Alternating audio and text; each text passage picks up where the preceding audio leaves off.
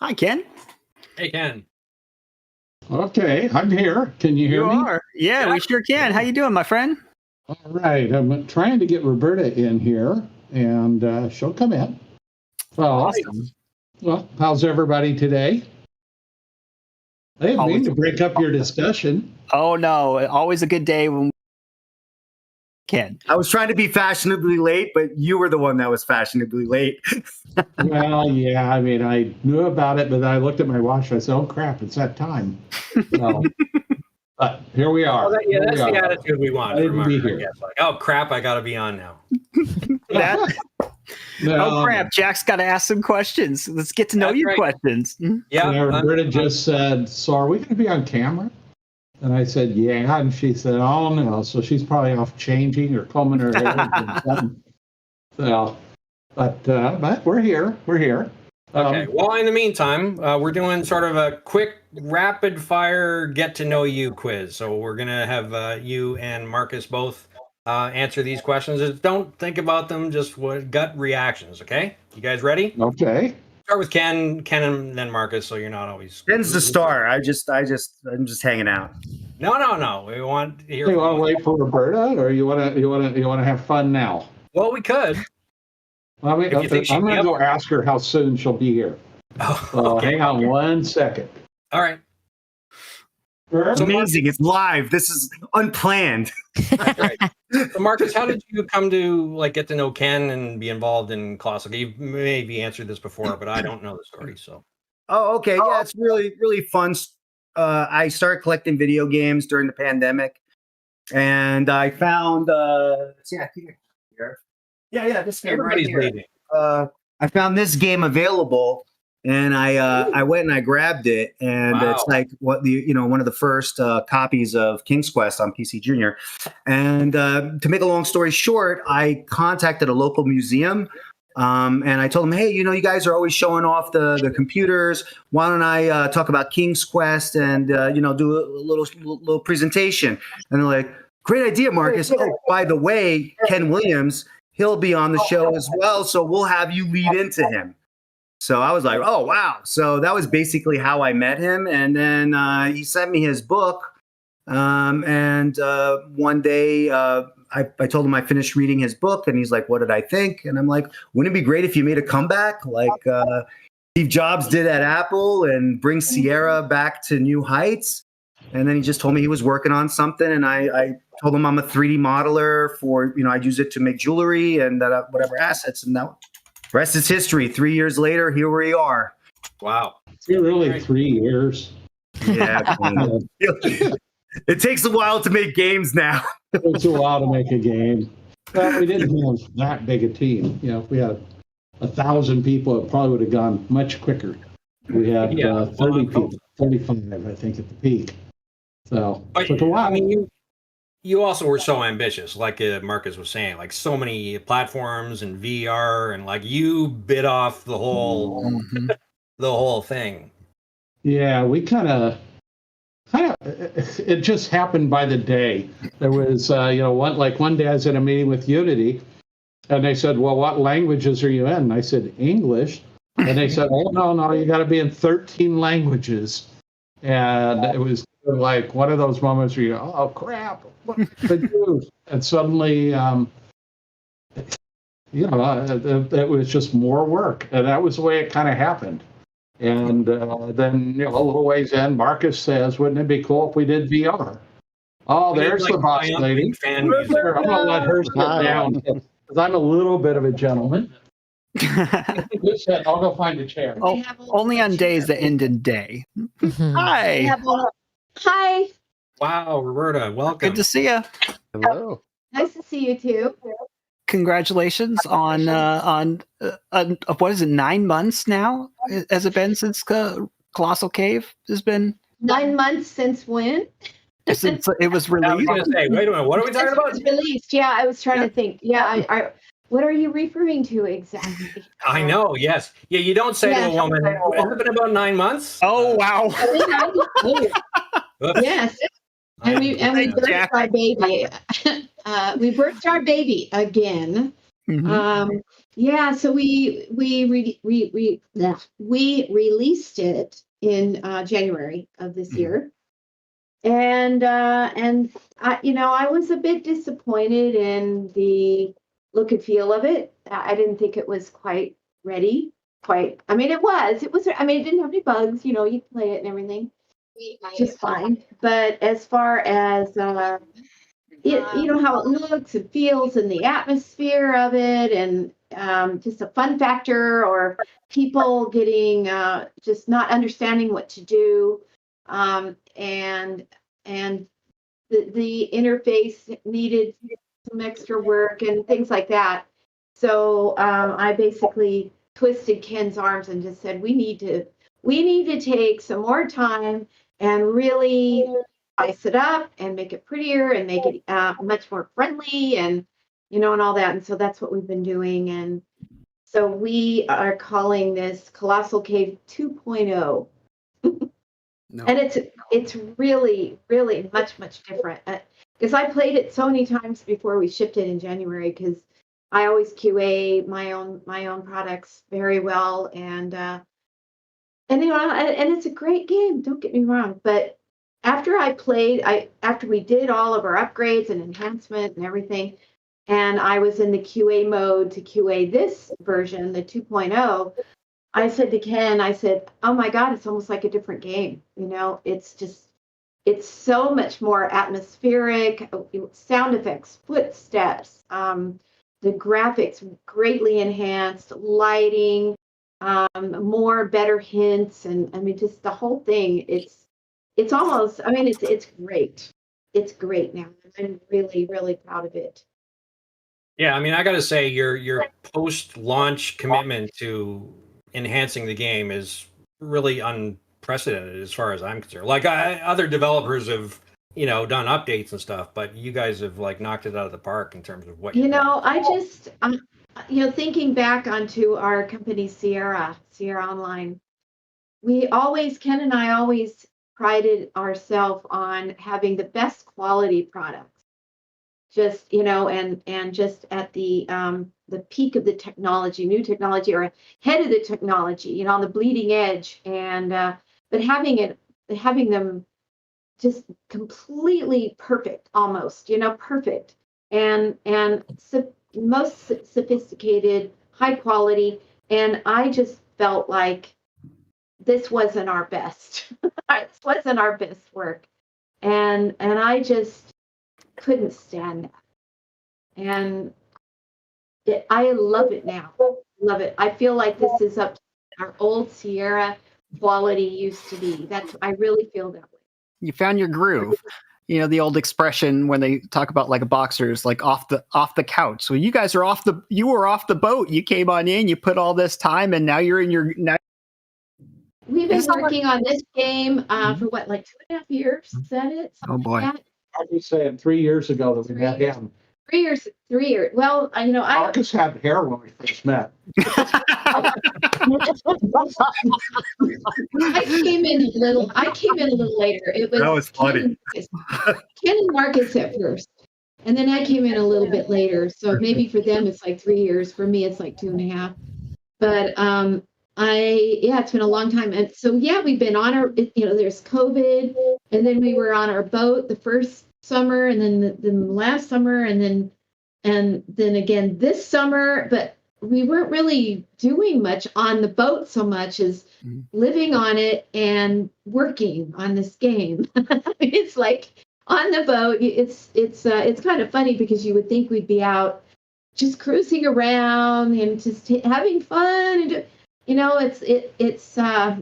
no, we were mostly at a dock, and we had neighbors at the dock, and they would say to us, we never see you, always in your boat, and you're just working on your computer. Why are you here on your boat? And that's what you're doing. And it's been 3 summers in a row on our boat working on this game. But I mean, not just on the boat, but then when we come home, and then we're doing it, and then wherever else we go, then we drag our computers and we work on the game. And it's not like it used to be. Now, when you release a game, you got to release it and make sure it's updated for 15 different platforms and whatever new phone that comes out. The difference is that before we had a big company, and we had departments, and we had people in the departments that did stuff, so we had designers. I don't know that was actually a department. Let's just say it was. Let's say it was. We had a designer department. We had programming as a department. We had QA as a department. We had an artist as a department. And artists were, that were static images or animators. We had musicians. We had sound effects people. We had, all the stuff that and marketing department and all the departments. I'd be in the janitor crew. And now it's kind of Ken and I. So we kind of keep putting on the different hats, and and then we had people. We had Marcus. We had a team of 35, something like that. But everybody's remote, of course. And so it's funny because we did have a fairly big team, and we worked together really well, and it was actually really fun and to get to know them from far away. But still, it's just it kind of felt like it was still Ken and I, because nobody was ever with us. Right. And so it was kind of odd in that way. Made it work. But now it's really more Ken and I than ever. And I think you still have a few people. I don't know. We're down to what? Well, 5 people. 8, 10. I don't know. 8. Yeah, maybe it's 8, but it's small. But it's still remote, and so we're just doing a lot more than we ever did. Well, we're doing the same amount that we did when we first started Sierra. When we first started Sierra the first year, this is kind of the way it was. But we had success pretty early on with Mystery House and then The Wizard and the Princess. So that by about the tail end of our first year, we started hiring people and opening an office, and people would come into work, and he was going to work and building it. It was building and hiring more people, and I was at home. I had 2 little kids, and I was designing. I'm just designing. Here's another. Designing. Here's another game. Just designing, and coming into work every now and then. But I felt more at ease because that was my job, to design, and he was running the company, and we had people to do all this other stuff, and now we really don't. It's kind of him and I. So can I ask about that, actually? Oh, your questions. Okay, sorry. Well, no, just actually, you've already started talking about it, but I was going to ask Ken initially, but both of you can probably speak to this from slightly different points of view, since you've kind of come full circle. So I'm curious how your experience has been, now that the game is launched, and now even post-launch and more work with the industry, compared to the way you experienced it before and the way it is now. And you're at a different point of your life, and maybe it's not different at all. It's a lot the same, like you were saying, same amount of work. I don't know. My world is kind of my computer screen and working on the game. We were never really kind of people that would go out schmoozing a lot and meeting other people. So there really hasn't been anything much different than the old days, and other than the company size and the fact that I'm focused on one product instead of 50. So, but it's maybe if I was more plugged into the industry or doing things, but really, code's code. I kind of wake up and I start debugging, and I spend a lot of time helping.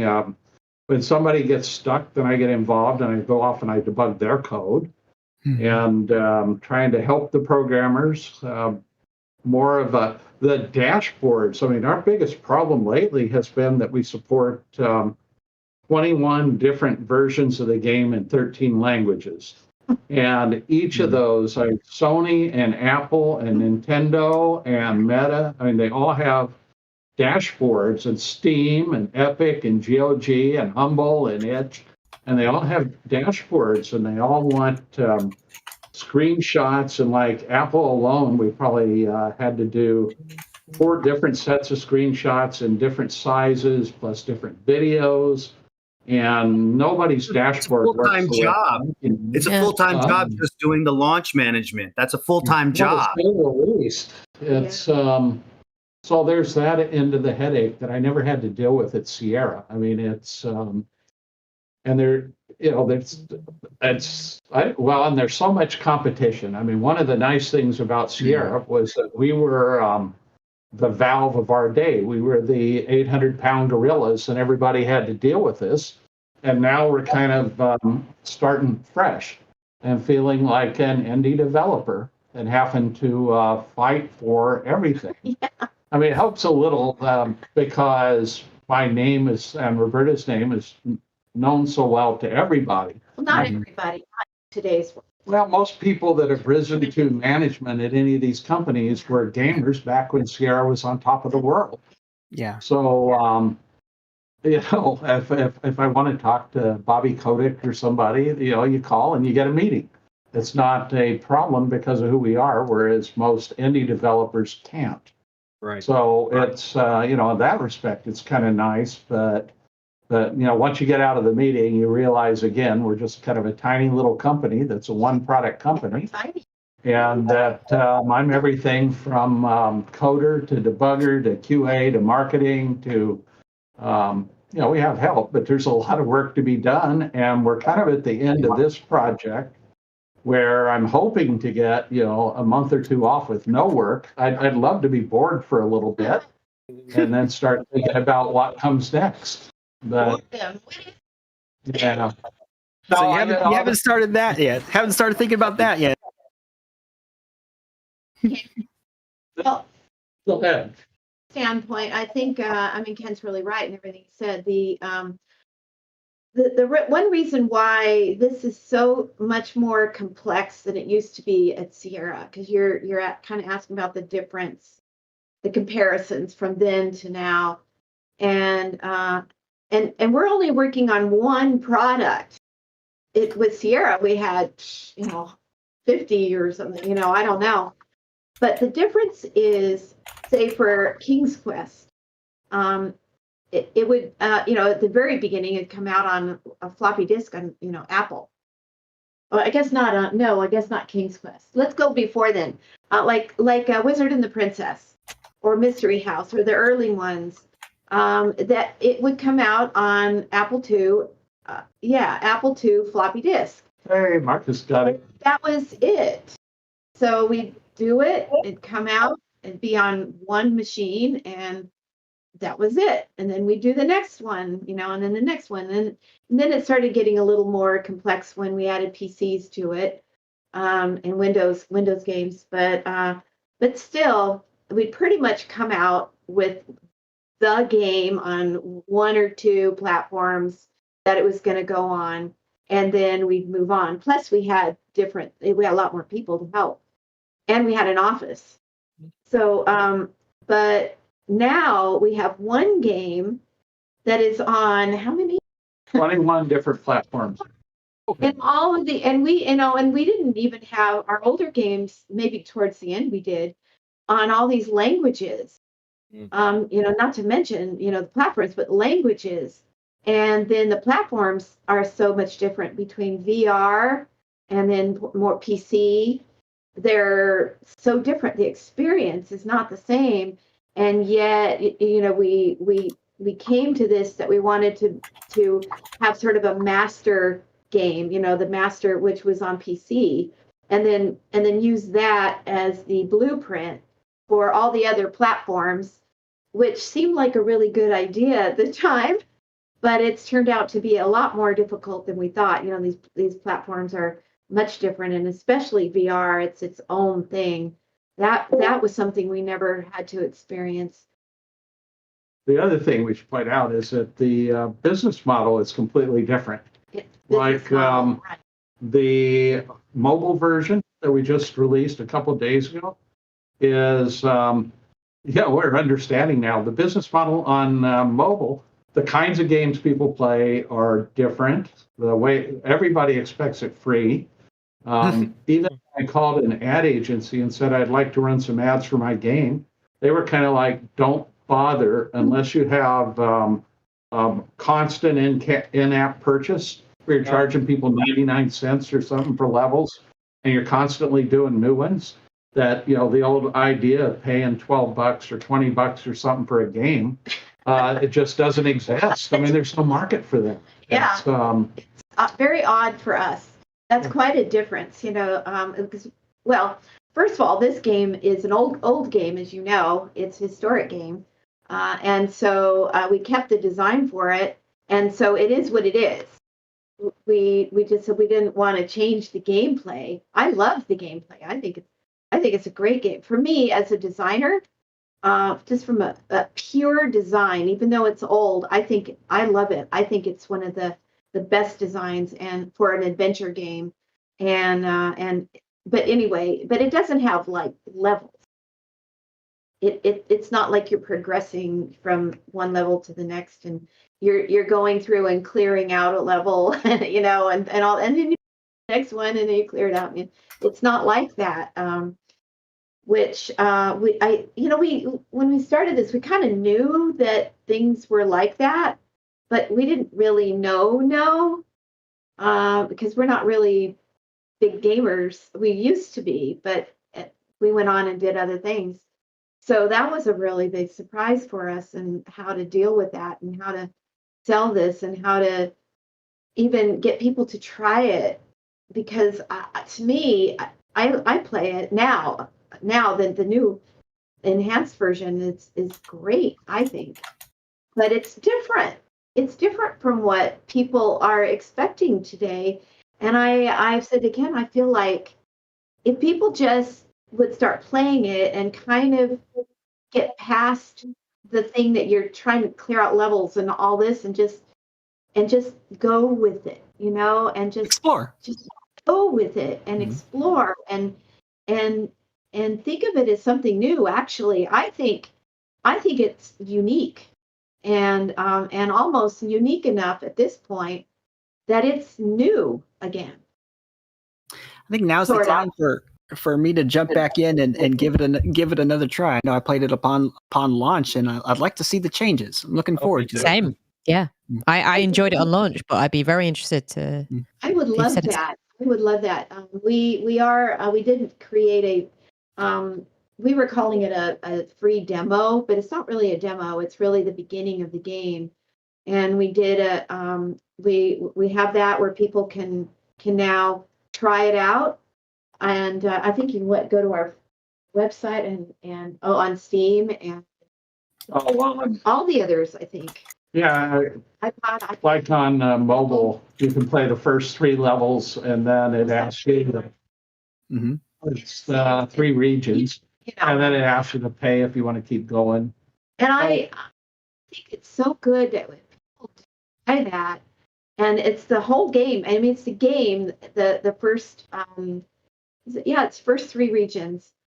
I think that they would just have to keep playing, and that it's that good, the new version, that I can't see people getting that far and then saying, I just can't. But that's, and it's a free upgrade. Yeah, it's just me, maybe, Well, you guys are adventure games uniquely, right? So. Yeah, adventure games. Yeah. What are the big selling adventure games now? Oh boy, I think probably the most popular over the past year, I gotta guess, would be Return to Monkey Island. Yeah. Would you agree? Oh yeah. Yeah, I actually don't have a lot of insight into like sales figures, so your guess is as good as ours in a lot of senses. I'd wager Telltale is kind of hit, if you could consider them. They're I think they sell a lot too as well, compared to a lot of the other aspects of the genre. Hey, we have a fan in here that's like to ask you guys a question. Okay. Is it Zen? Is it Zen? Yeah. Hi. Good evening. Hey, Thank you guys so much for taking my question. Ken, Roberta, Marcus, thank you guys so much for making yourselves available. I think everybody here that's watching is so glad that you guys are still in the industry, still around, still making great games. Personally, I guess I have a little story to preface my question. The year was 1995, and I was 13, and I just got a copy of Torrens Passage on CD-ROM. And on that CD, there was an advertisement for The Realm, which was coming out the following year. And I think looking back, I mean, it's been 27 years out. 96 was kind of a pivotal moment in gaming history. I think you guys were developing The Realm. Archetype was developing Meridia 59. And it kind of made this shift towards massive multiplayer gaming. And that was always really interesting to me. I couldn't afford it. I couldn't steal my mom's credit card at the time as badly as I wanted to play The Realm. But what was that like, kind of pivoting from, mostly you had done single player adventure games towards a game for a massive audience? And, what were your challenges and your kind of concerns? What was that development process like for you guys? No, I mean, it was exciting. There was no internet in those days. So we kind of had to invent our own network. And that was quite a limiter because it cost us a lot of money to keep people online, more than we could charge. And so it was kind of a loser, but it was from the day I thought about Sierra. I mean, remember, our name's Sierra Online. I wanted to do online games, and I wanted to do massively multiplayer games. And had we hung in there, I guess, as a company for another couple of years to when the internet came along, I think we would have been a much bigger company. Absolutely, done some pretty exciting stuff. I mean, Realm was really a cutting edge, cool product, and so was the Sierra Network. I mean, we did. Yeah, people can't imagine, but 2 or 3 years before the internet was anybody even heard of it, we were doing flight simulators online, card games, gambling games, kids games, all kinds of stuff, racing games, Pinball. Yet, in effect, the internet killed it because we partnered with AT&T, and they wanted to rewrite all of that code for the internet. And AT&T was kind of bogged the whole thing down in bureaucracy, and I don't think it ever released for internet. It's kind of like they went into a development mode, and a lot of development projects that are big never finish. I mean, Sierra really kind of had it nailed as to how to build a game and get from one end to the other. But not everybody knows how to do that, and AT&T certainly didn't know how to. Yeah, they didn't know what they were getting into. Yeah, and so it fell apart. But really, I mean, like I've said, that was kind of the proudest thing I ever did was pioneering massively multiplayer games. Yeah, well, there are still a lot of us who remember that you did that, and we'll remind people that the first MMO was indeed The Realm. So I just wanted you to know that. Thank you guys so much for taking my question. I really appreciate it. Thanks for coming on. Thanks. Appreciate it. Thank you. I recognize that voice. I think that was my good friend growing up. In fact, I was talking about him. We used to play our games together when we were 12 and 13 and playing King's Quest V, mapping out the desert. Oh man, good memories. Yeah. Well, I'm glad to hear that. Yeah. So, one of your stated goals when you started Colossal Cave was to really maintain the spirit of the original. And certainly the original version did that. Does the remade version still maintain that, or is it sort of more of a update, like modernized version? That's really interesting. Categorize it that way. It is modernized, of course, but it is the same game. It is, okay. Yes, here's a good example of it to explain that.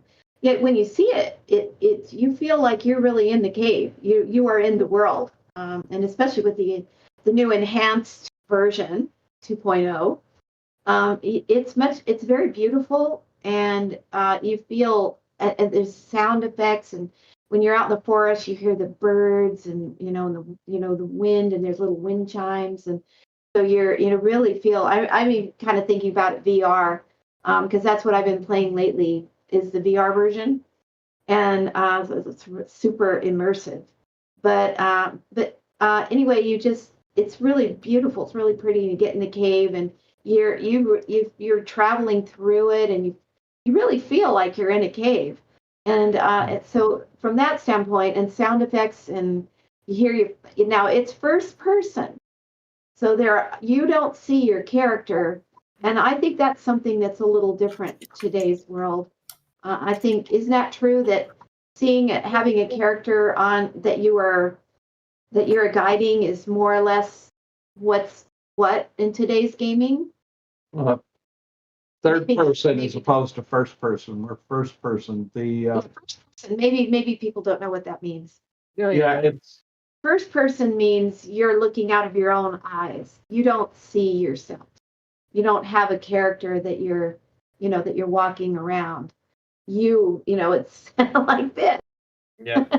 And I made that decision to keep it that way because that's what the original text game is. Yeah.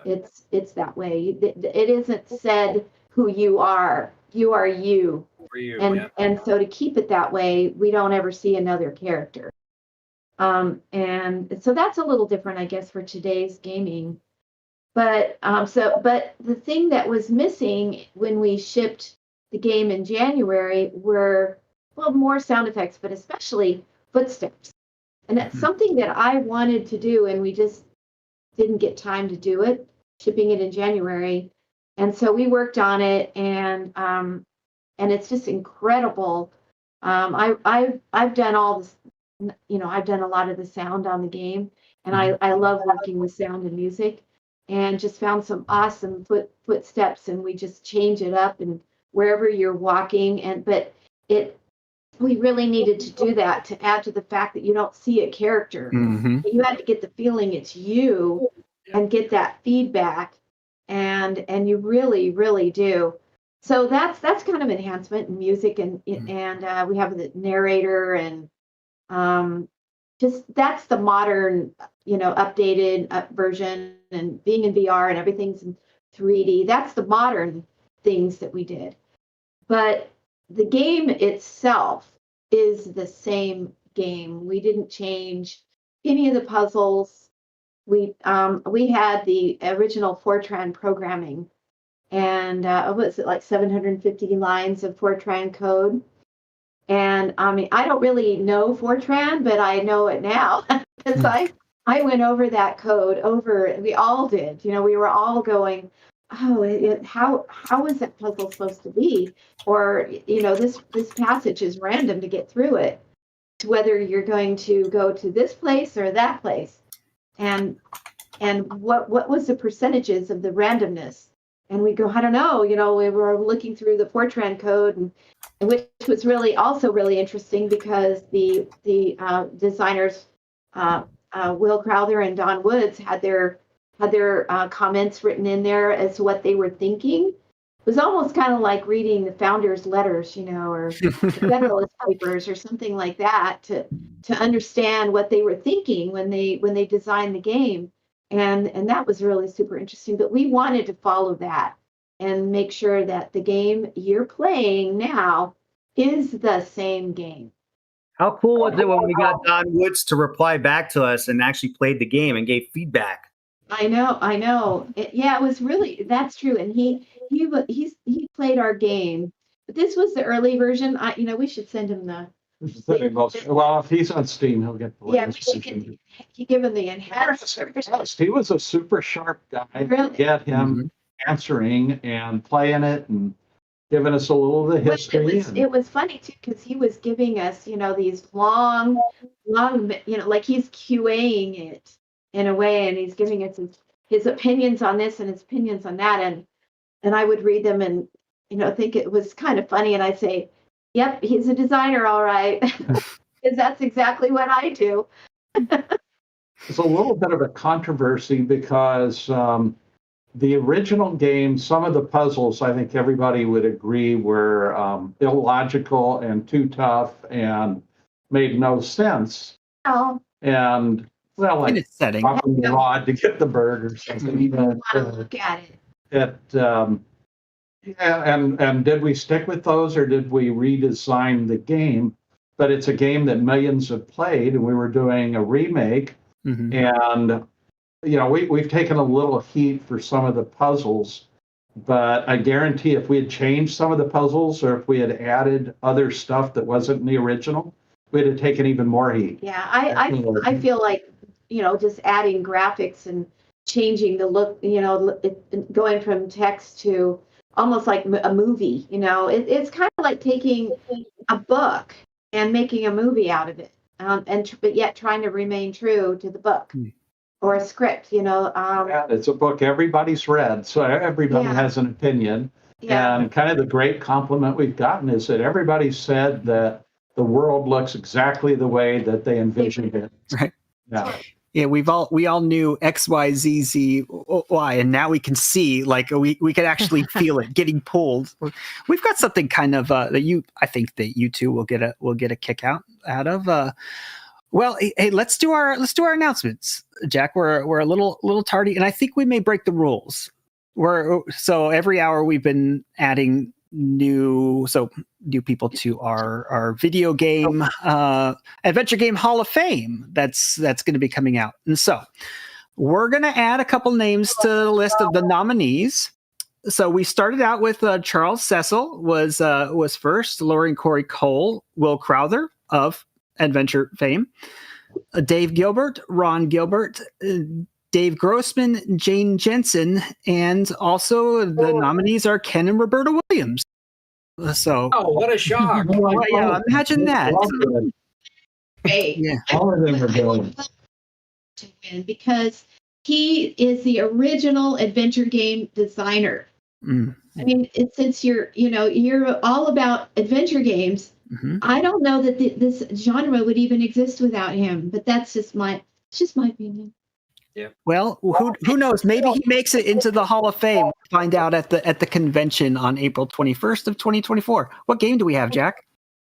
Well, I'll maybe jump at the queue a little bit too. So far, we've had Broken Sword, The Shadow of the Templars, The Beast Within, The Gabriel Knight Mystery, The Colonel's Bequest, A Laura Bow Mystery. You've probably heard of some of these games, Ken and Roberta. Colossal Cave Adventure, the original, although The original. yours by Yes, extension too. Absolutely. The Curse of Monkey original. Island, Day of the Tentacle, Gabriel Knight, Sins of the Fathers. And let me just skip down a couple. Oh, look at that. King's Quest 1, Quest for the Crown. All good stuff. Well, I think those are all good. Yes. They're all So good. the media, All of them. so Now, the media. if I could vote, I would vote for Will. That would be mine. Pretty But sure. I might be a little bit in love with him. So. Well, what do you think about that, Ken? We'll find out real soon. The media around the country and overseas are going to be voting on to see who the top 5 are going to be in the Hall of Fame. Can't wait for that. Let's get to know you a little bit You're more. to blame.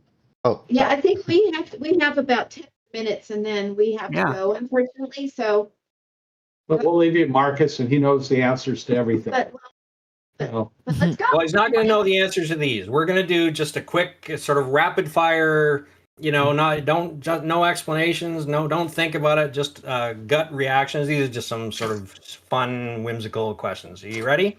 Ken and Roberta? And Marcus, you can, you're all welcome to join in. 2D or 3D? Do what? That's the first question. 2D or 3D? 2D. Okay. 3D. 2D. All right. Okay. Store-bought or homemade? Homemade. Homemade. Really, that's Okay, homemade. as long as you don't have to make it, right, Ken? I know how much work it is to make things. Story or puzzles? Story. Yep. Story. Yep. Okay. And we've had a lot of story answers today. Planner or spontaneous? Planner. Spontaneous. Yeah, I'm gonna go with spontaneous. Must be why you work so well together, Ken and Roberta. Okay, I think we can retire this question, but I have been asking everyone else the sort of the infamous question, Sierra or LucasArts. I think we can safely assume we know the answer to that one. I think so. We've had a lot of Sierra answers, believe me. So, But who would win in a softball game? You're well represented. Oh, that's a good question. Oh, probably them. LucasArts. Okay. Pizza or Chinese? What? Pizza or Chinese? Chinese. I'm gonna go pizza. Hey, Roberta's the oddball. Well, I am. Well, Marcus and I are lining up, and you're. Well, I don't know. I just like a food that's maybe a little lighter than a pizza, I guess. Yeah, no, hey, works for me. Your answer is your answer. So I'm that's trying good. to do low I've carb. been eating a lot of Chinese lately. I've been doing a lot. Like I've been watching TikTok videos. It's not as healthy as you think. It's not. No, it's really it's not. But I was thinking probably more healthy than pizza. But okay. Yeah. Maybe a Here's little. the first one that, or a good one that goes back to what Roberta was saying a few minutes ago. First person or third person? Third person. Third person. I like to flip between the two. So I know there's games like, Oblivion or Skyrim where you can go between the two. So I actually like both. Like I love first person, but I do sometimes like seeing the character interact with the world as well. So for me, I'm going to say both. Okay. Yeah. That works. Messy or neat? Neat. What was it? Messy or neat? Messy. I'm looking at my desk right now. No comment. Okay. All Let's right. look at my shelf. I don't know. That looks fairly organized to me, but it's a good thing you can't see the rest of my room. PC or console? PC. PC. PC all the way. All right. Leader or follower? Oh, leader. Leader. Later. Oh, Lead. okay. All right. Who's following in that? No. Windows or Mac? Windows. Windows. So that's a tricky question because, like, I flip between the two. I use both, but overall, Windows. It has more software, more applications, more games. Okay, I think I know what two of these answers are going to be because you've already demonstrated it. But arrive early or late? For me, on time. I'm never really early and I'm not late. I'm usually like a minute or two early or late. Okay. Predictably early. Fashionably late. There we go. Yeah, I knew. Yeah. You already admitted to that one, so that was an easy one. Okay, action in adventure games, yes or no? Depends. Remember, on the- this answer is going to be. This is going to be the epitome of what everyone's going to. Depends on. I mean, for me as a designer, I pick third person. Another character as my preference rather than first person. Even though I did that for this game, is because of the story and because I'm about story. Obviously, I add puzzles and stuff to it, but I'm more of a storyteller. And so that's what appeals to me. Yeah, I don't like action in storytelling games. When I look at Colossal Cave and the dwarf interactions, I don't know. I don't really love those. And when I look at Space Venture, which I should probably plug because I saw the guys are working hard on it again. Yeah, I'm kind of on their check for the developers, so I hear them. I think me getting involved in them briefly kind of got them motivated again. But when I played that game and I hit the action sequences, I thought, no, this just doesn't really fit. It feels like kind of bad action games in the middle of a storytelling game. Well, you can do it. You have to be very careful how you do it. But it's not the same as an action adventure like what's so prevalent these days. It really is a different thing. Yeah. You're muted, Marcus. He's actually going to tell us drop all the juicy details. Space Venture. That's what he's trying to say You're on right mute, now. Marcus. Oh, Can he not hear us either? No, I didn't mean anything negative about Space Venture. I love that game and was talking to him about publishing it. Yeah. We've just been so busy that we didn't have time. we've tried to have blinders on almost as a policy, just really focus on the game, get the game great, and get it out there. And then we'll figure out everything else. Enhancing it. I mean, we're working full time and we just didn't have time to do anything else. I even told the guys on Space Venture that if I get this done and I get bored, I'll come over and program for free or whatever just to help them. So I miss that game. That and Leisure Suit Larry were kind of always my personal favorites, and King's Quest, of course. And Phantasmagoria. And fantastic. I The bestsellers. Phantasmagoria is one of the things to do these days for Halloween, which kind of surprised me. And Roberta did yeah. a thing on Phantasmagoria with the Game Groups guys that is actually pretty cool. Yeah, and conversations with Curtis. I wasn't really, I guess I did. Yeah, I did do something with me and Tori Morcell, the actress who is Adrian in Phantasmagoria, and conversations with Curtis have been doing playthroughs with the actress Tori going through it, and I've been watching. I was just curious, just looking back at it after all these years. It's been very interesting to see it, so it's kind of popular for Halloween. Yeah. More things change, right? Okay, 2 more quick questions. Fast food or health food? Health food. Fast food. Well, Marcus, the speaker isn't working. Yeah, Marcus, I think you're muted. Muted. Oh, I was saying Phantasmagoria 3 in VR would be amazing. Wow. Phantasmagoria 3 in any platform would be amazing. Almost every domain name that I could find that had to do with horror. I didn't know what I was going to do with it. I just knew that it would be good to have those names. And then I've since let them lapse, but I paid for them for lots of years. I don't know, because I do like the horror category. I don't much like horror movies, but the idea, and some of it is probably because we sold so darn many copies of Phantasmagoria. That was a good game, and we sold, anytime you sell 1 million copies at $69 a piece. In the old days. You gotta love it. And it's only on PC. Yeah, that was a nice hit for us. That was my gateway drug into Sierra. Can you imagine that being like Marcus said in VR?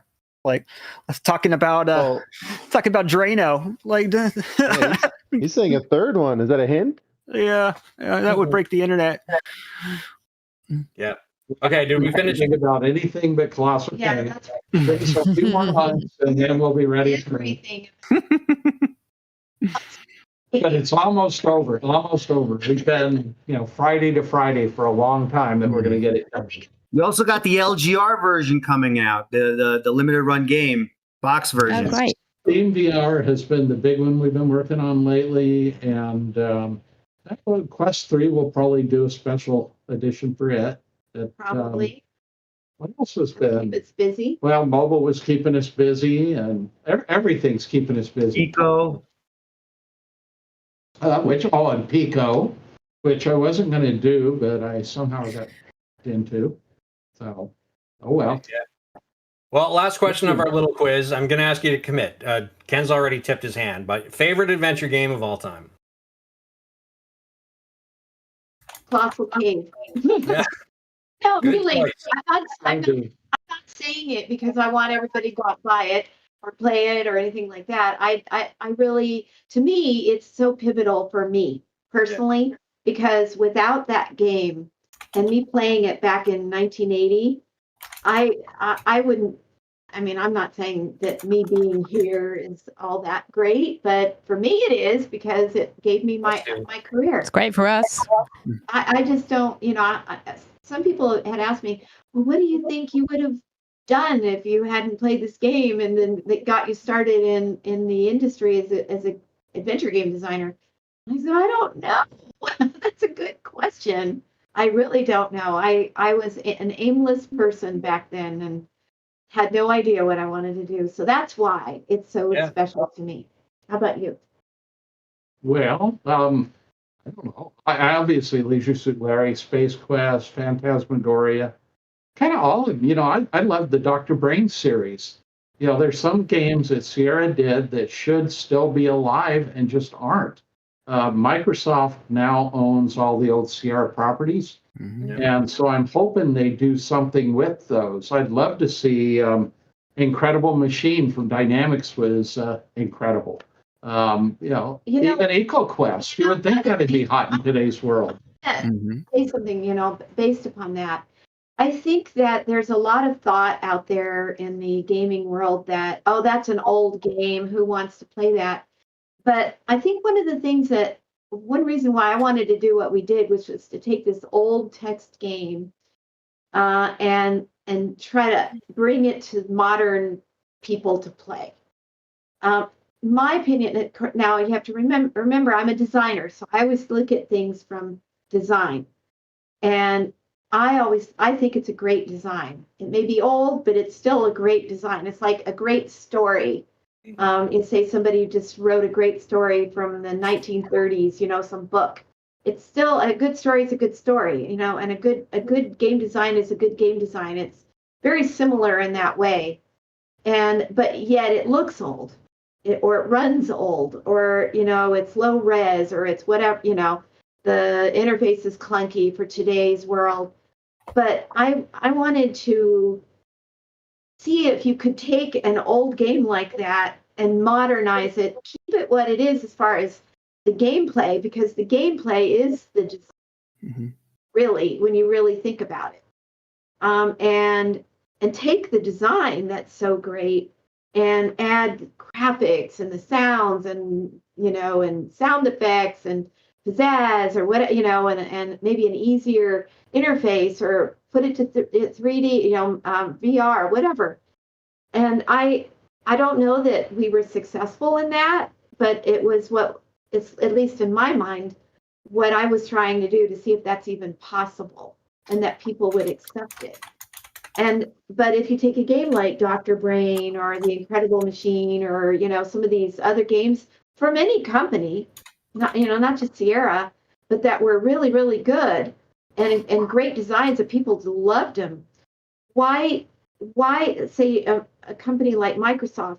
Why couldn't they look at that and say, we can take these designs and put really great programmers and artists and animators to them and just bring them back?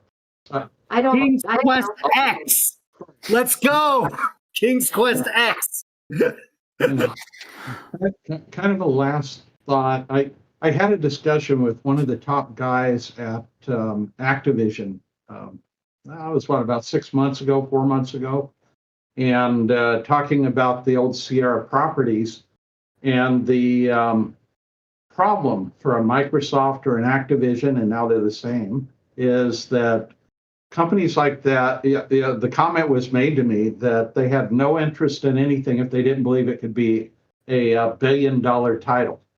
That the way the business is now, that really they got to focus on kind of the big winners. And adventure games, that was always kind of the battle at Sierra. It was trying to think how to move adventure games up a level.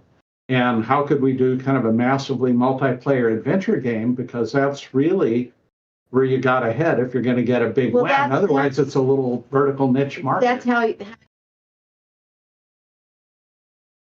kind of came out of that. And which, that's pretty prevalent now. That seems to be kind of it. And I think we're seeing that a lot over and over again in different stories and things behind them. But yeah, I'm trying to go through Sierra's old library because at some point I'd like to pitch, a Microsoft or something, what could be done with some of the old titles. But I recognize that unless I have an idea for how you could do a massively multiplayer King's Quest with them, that it's just not going to happen. So and there's that's where I'm focused. Media. People want to meet each other online, and We're running late. I got to take off, guys. So, but Good luck with your show. Keep doing it. This is great. Fighting us. It's always so much fun to have you guys on, and we appreciate today and what you've always done for us. Thank you so much. And it's been really fun to talk about this, one of my favorite subjects. So.